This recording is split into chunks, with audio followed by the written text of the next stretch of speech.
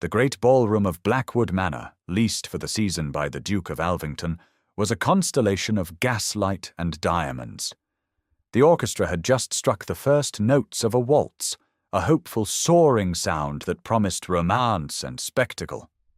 And spectacle it was.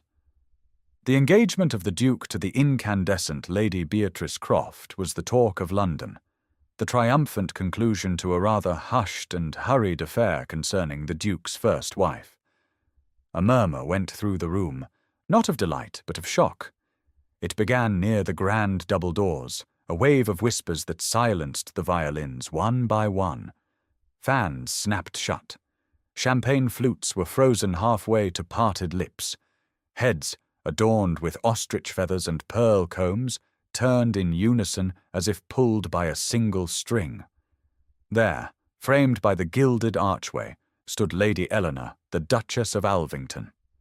She was meant to be 200 miles away, sequestered at the country estate, fading into a gentle, melancholic decline. Yet here she was. She wore a gown not of fashionable silk, but of deep pewter velvet, a colour that absorbed the light rather than reflecting it. It was severe, almost monastic, yet it possessed a strange authority. Her only jewels were a simple strand of jet beads at her throat. Her dark hair was coiled in a plain chignon, without a single feather or diamond pin. She looked not like a guest, but like a judge. Beside her stood Mr. Abernathy, her father's solicitor, a man whose face was a grim landscape of professional discretion.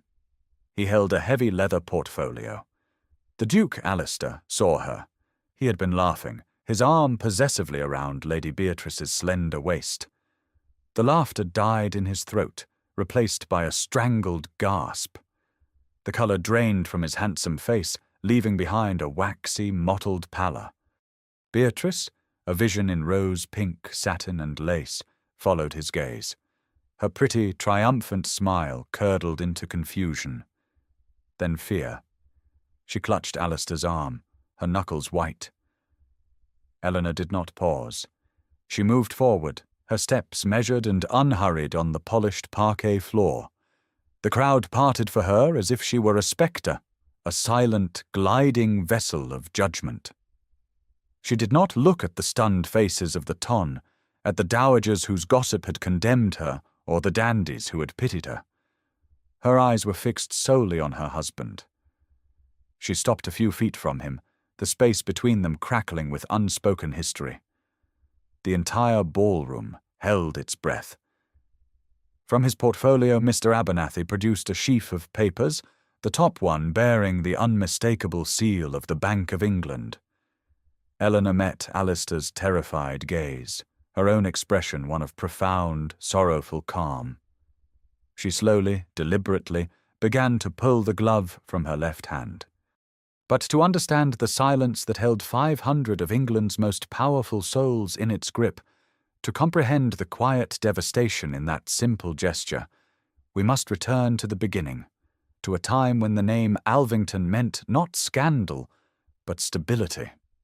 If you enjoy stories of quiet strength and public vindication, subscribe for more tales from history's hidden corners. We invite you to let us know where in the world you're watching from in the comments below. The story of Eleanor Vance began not with the chill of a London ballroom, but with the warmth of a country hearth. She was the only daughter of a landed baronet, raised not for decorative society, but for stewardship.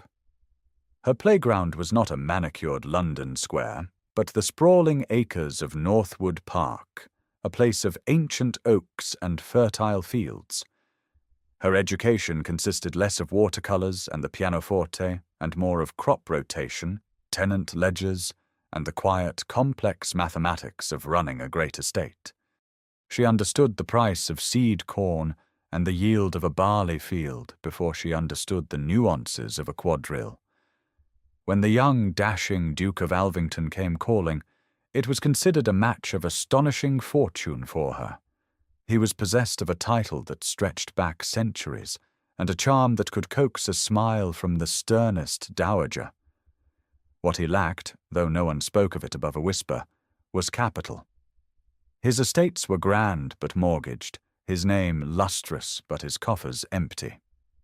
Eleanor's dowry and the profitable efficiency of the lands she would one day inherit were the unspoken foundation of their union. In the early years, their differences seemed a source of strength. Alistair was delighted by her quiet competence. "My clever little mouse," he would call her, tapping the ledger she was balancing.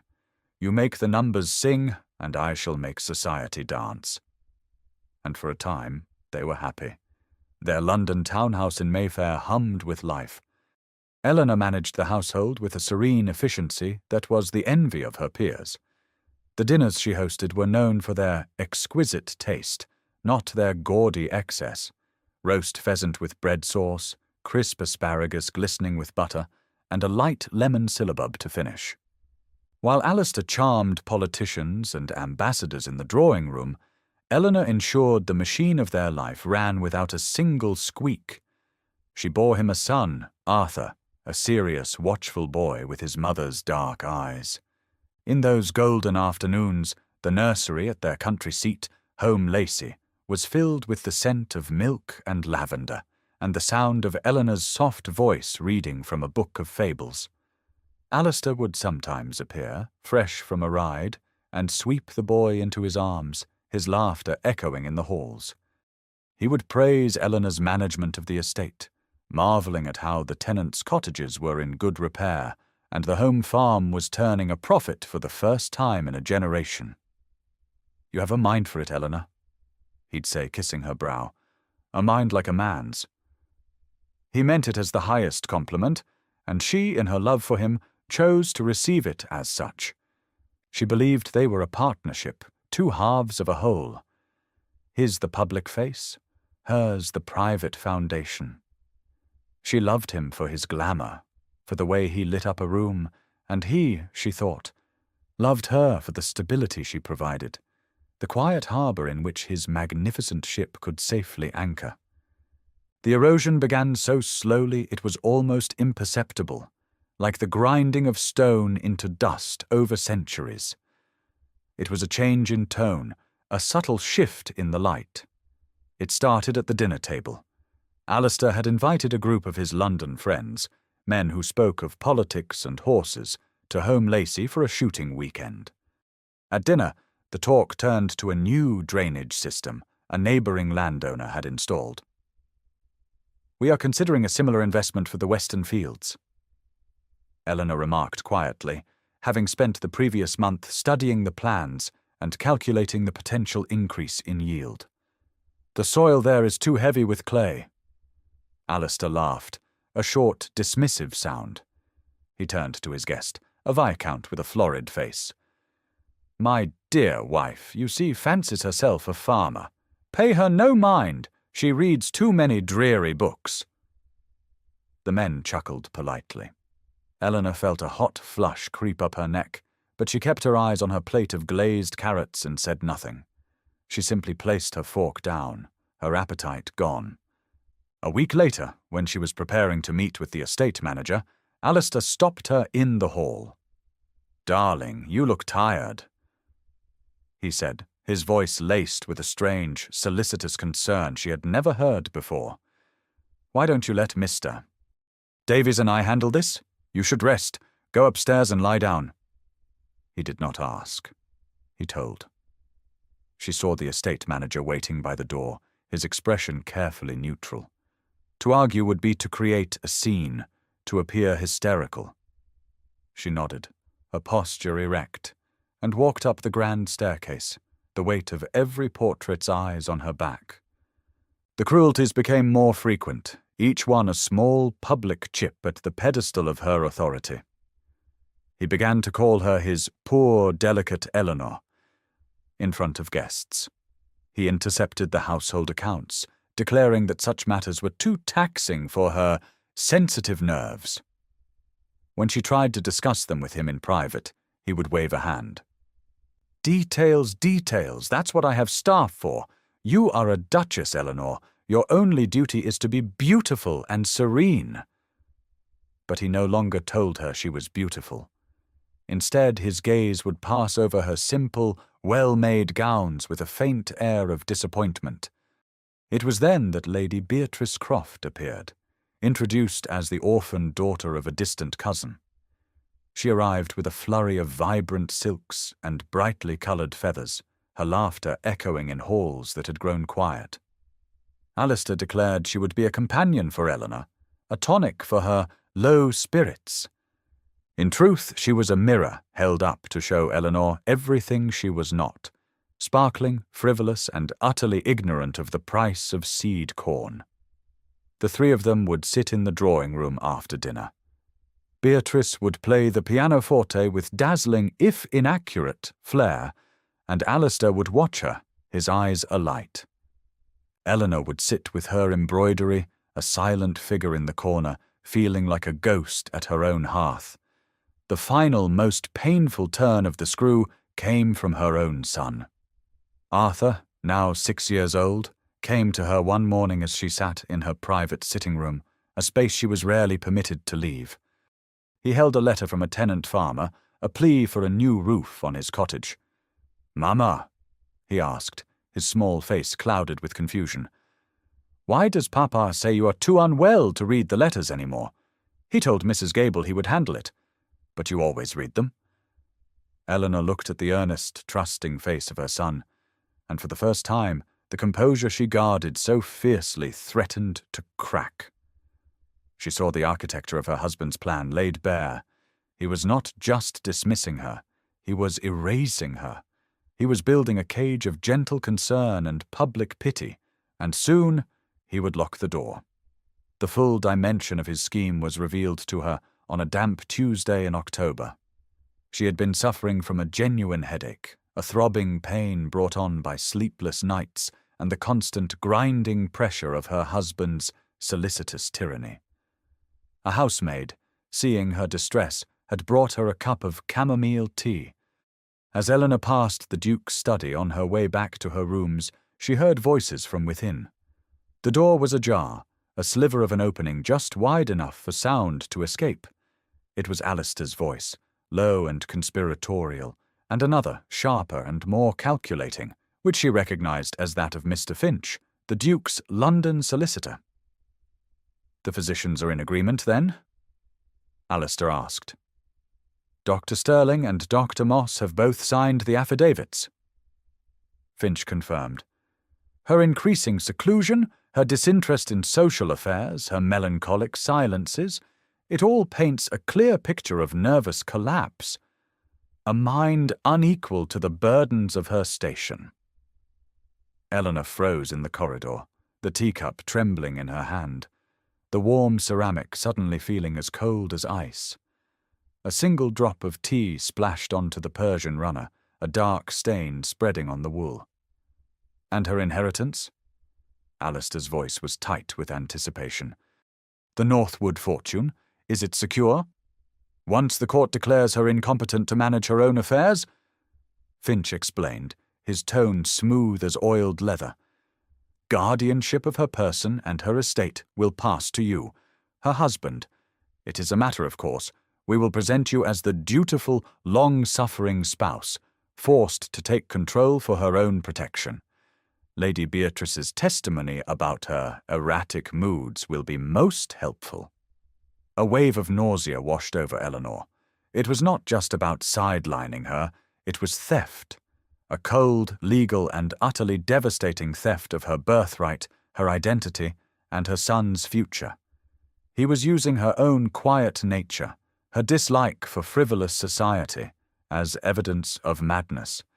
The very qualities of sober competence he had once claimed to admire were now being twisted into symptoms of a malady. He was methodically stripping her of her role, her reputation, and soon her rights. She heard Beatrice's light laughter from within the study. "She won't survive a fortnight alone at home, Lacey, once you are gone, Alistair." Beatrice cooed. "The quiet will simply swallow her whole. By Christmas, everyone will have forgotten her." Alistair's response was a low murmur of assent. Eleanor backed away from the door, her movements silent and precise. She returned to her room, not in a state of collapse, but in a state of cold, clarifying rage. The headache was gone, burned away by the fire of betrayal. She sat at her writing desk, her back ramrod straight.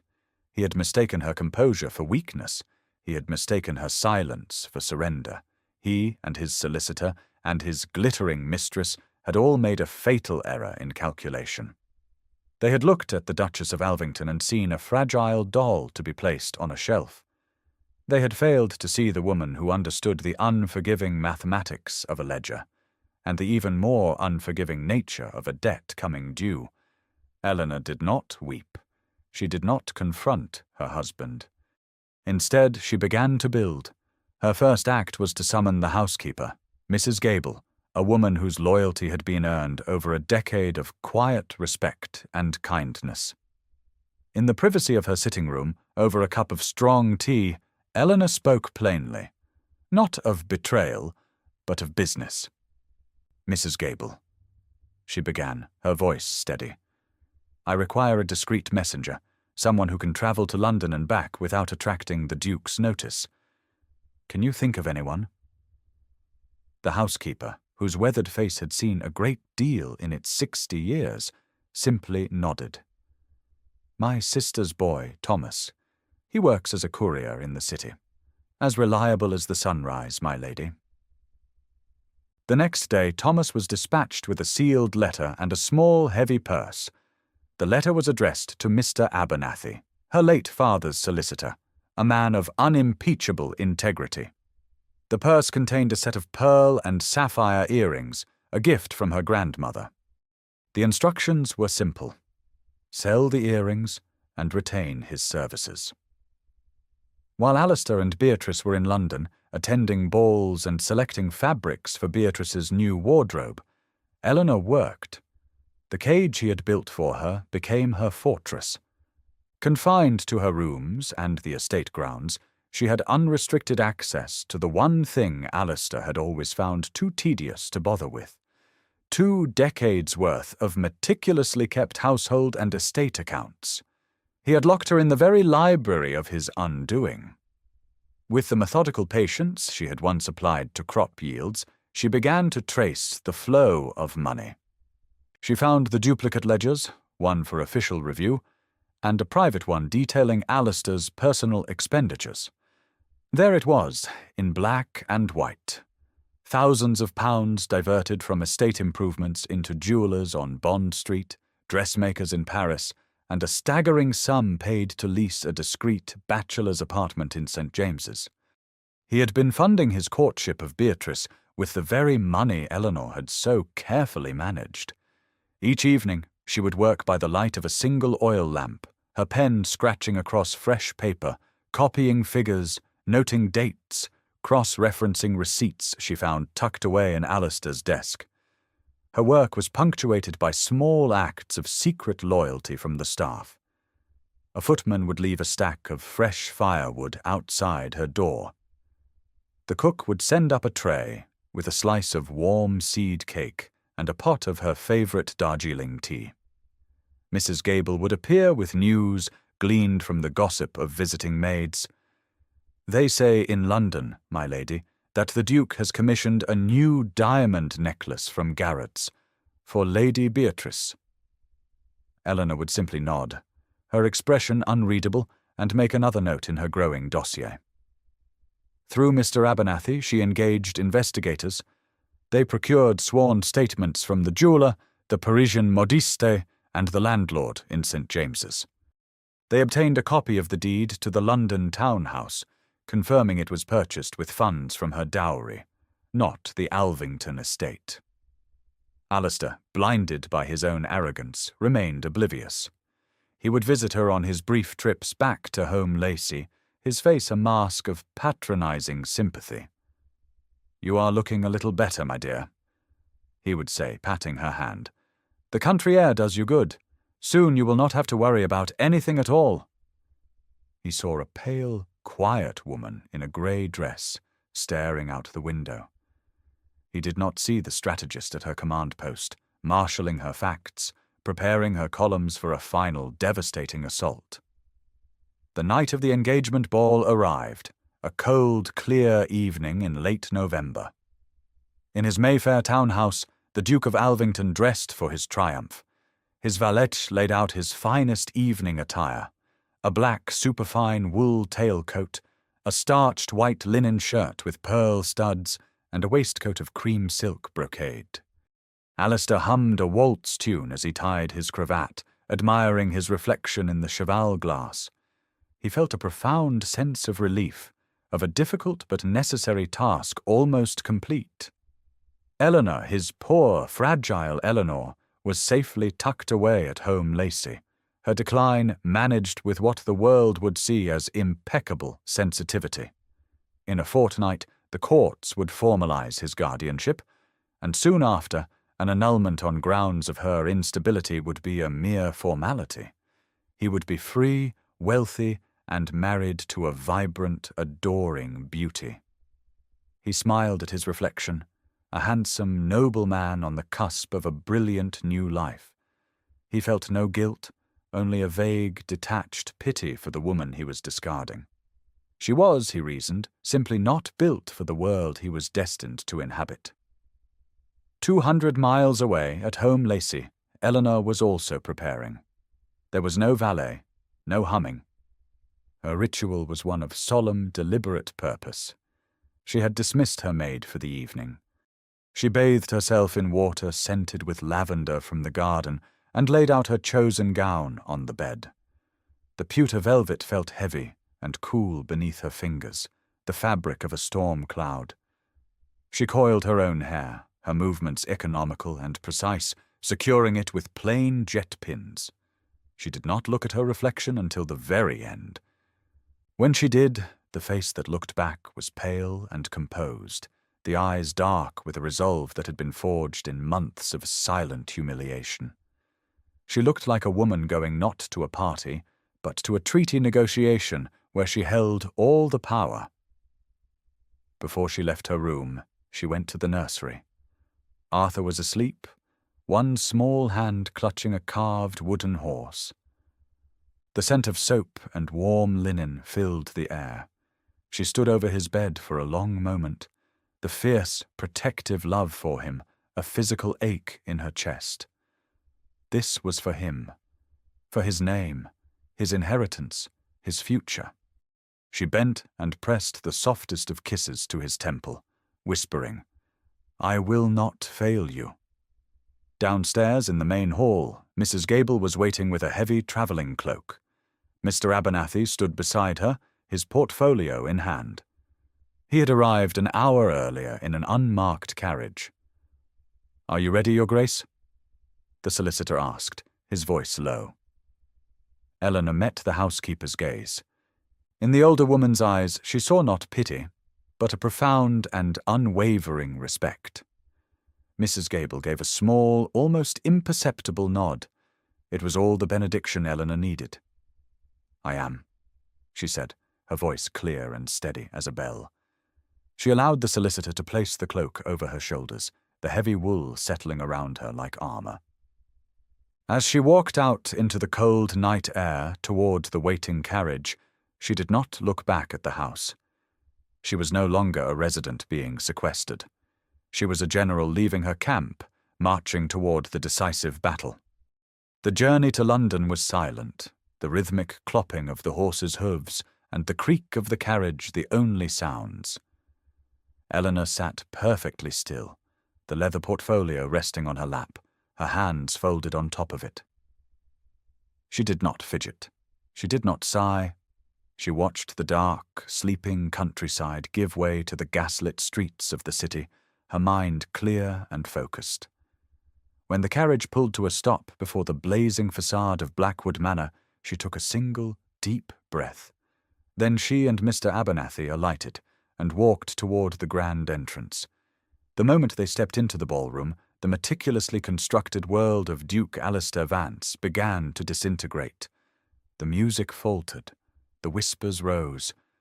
He stood, frozen, by the champagne fountain, Lady Beatrice's hand still tucked in his arm. Eleanor walked toward him, a ship of quiet purpose sailing through a sea of stunned faces. She stopped before him, The scent of Beatrice's rosewater perfume was cloying in the air.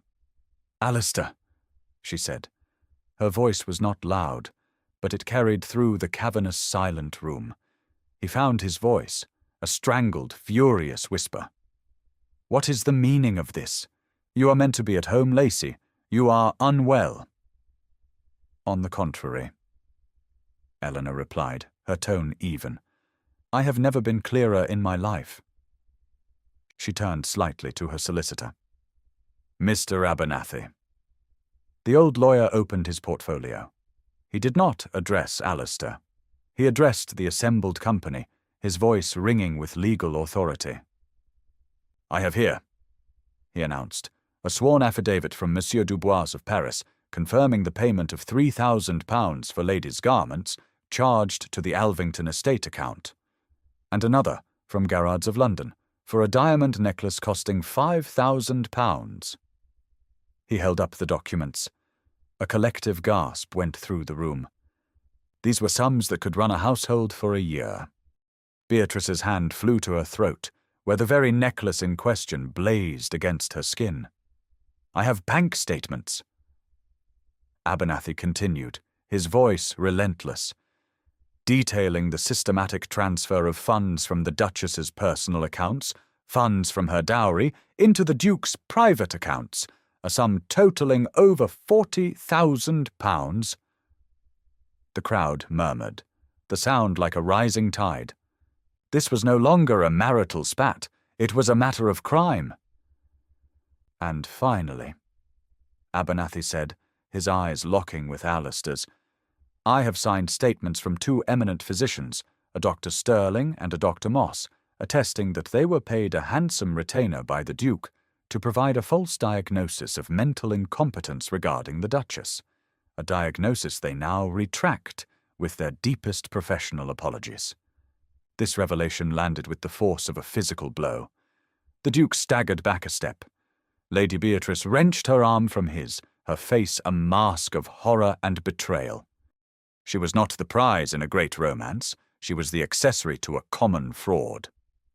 Alistair turned on Eleanor, his face contorted with a desperate, pathetic rage. "You did this to embarrass me," he hissed. "You were always so plain, so serious, unfit for my world." Eleanor looked at him, at the handsome face now made ugly by panic, and she felt not hatred, but a profound and desolate pity. She delivered the final, quiet blow. "You did not want a duchess," she said, her voice filled with a sorrowful clarity. "You wanted a doll to place upon a shelf." The silence that followed was absolute. No one moved, no one spoke. The truth of her words hung in the air, irrefutable and devastating. Having said all that was necessary, Eleanor turned, without a backward glance, and walked out of the ballroom, her dignity a cloak around her shoulders. Mr. Abernathy followed, closing his portfolio with a final, definitive snap. The collapse of the Duke of Alvington was as swift as it was total. The engagement ball became known as the Alvington Reckoning. Within a day, London was aflame with the scandal. Invitations to the Duke's townhouse ceased overnight. Friends who had clapped him on the back now crossed the street to avoid him.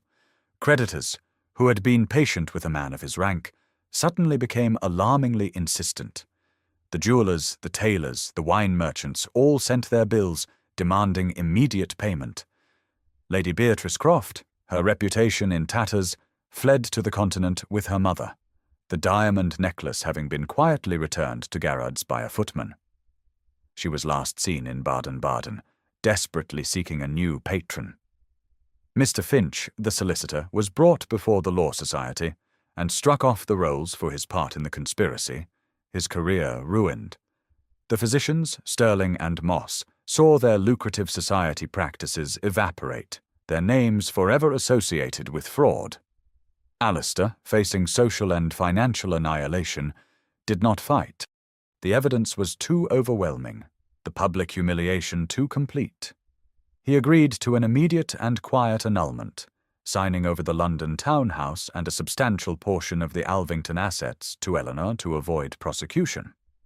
He sold what remained of his unentailed property and retired from public life, a broken and diminished man. Eleanor, however, did not retreat. She returned to Home Lacey, but not as a recluse. She took full legal control of her own estates and those of her son. The name on the ledgers was now hers alone, Eleanor Vance, Duchess of Alvington. Her first act was to approve the new roof for the tenant farmer whose letter Arthur had brought her.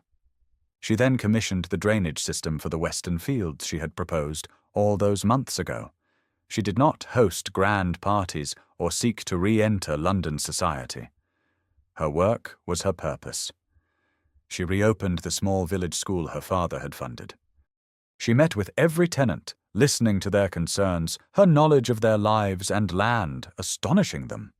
Under her careful stewardship, the estates, both hers and the Alvington lands she now managed for her son, began to prosper as never before. Respect for her grew throughout the county, a quiet, deep-rooted admiration built not on a glittering title, but on competence, fairness, and a profound sense of duty. She became a different kind of duchess, not a creature of the ballroom, but a pillar of her community. Her home was no longer a stage for social performance, but the working heart of a thriving enterprise, a place of quiet order and tangible progress. The whispers of her melancholia died, replaced by tales of her acumen and her quiet, unshakable strength. A year passed, then two. The seasons turned at Home Lacey, marked by the cycles of planting and harvest. The estate flourished. The accounts were balanced, the tenants were secure, and young Arthur was thriving under the tutelage of a kind-faced Oxford man. Eleanor found a deep and lasting peace in her work, in the steady rhythm of a life rebuilt on her own terms. One afternoon in late autumn, as a soft rain fell, she was in her study, the same room where she had once overheard her own destruction being planned. The room was now hers, filled with estate maps, agricultural journals, and the scent of beeswax and old paper. A footman entered, his expression hesitant. "Your Grace," he said, "there is a man at the gate. He gives the name of Mr. Vance. He asks to see you." Eleanor looked up from her ledgers, her face calm. She felt no shock, no anger, only a faint, distant curiosity. "Show him in," she said. Alistair entered the room a few moments later. The change in him was startling. He was no longer the dashing, immaculate Duke. His coat was damp and frayed at the cuffs. His boots were muddy. He was thinner, and the confident arrogance in his eyes had been replaced by a haunted, desperate weariness. He stood awkwardly in the center of the room, dripping onto the Turkish rug, a man stripped of all his former glory. "Eleanor," he began, his voice raspy. He had come to ask for money. He spoke of failed investments in America, of dwindling funds, of the humiliation of living in cheap boarding houses. He did not apologize for his cruelty, only for his poor judgment. He had underestimated her, he said, and had paid the price. Eleanor listened patiently, her hands resting on her desk. She gestured for the footman to bring a tray. She poured Alistair a cup of tea, her movements graceful and unhurried. He took it, his hand trembling slightly. When he had finished his plea, she looked at him, not with contempt, but with the dispassionate gaze of a banker assessing a poor risk. "I cannot give you any funds, Alistair," she said, her voice gentle but firm. "The money I manage is not mine. It belongs to this estate and to our son's future." He looked down at the floor, defeated. The last ember of his pride had been extinguished. He had come expecting either a furious rejection or a tearful reconciliation. He was met, instead, with simple, inescapable fact. For titles may open gates, but once trust is broken, even a duke may stand outside forever. Thank you for joining us for this story of quiet resilience. Do you believe Alistair deserved a second chance, or was Eleanor right to refuse him? Let us know your thoughts in the comments and tell us where you are watching from today. We look forward to sharing our next story with you. For while pride may wear diamonds, character is the only jewel that lasts forever.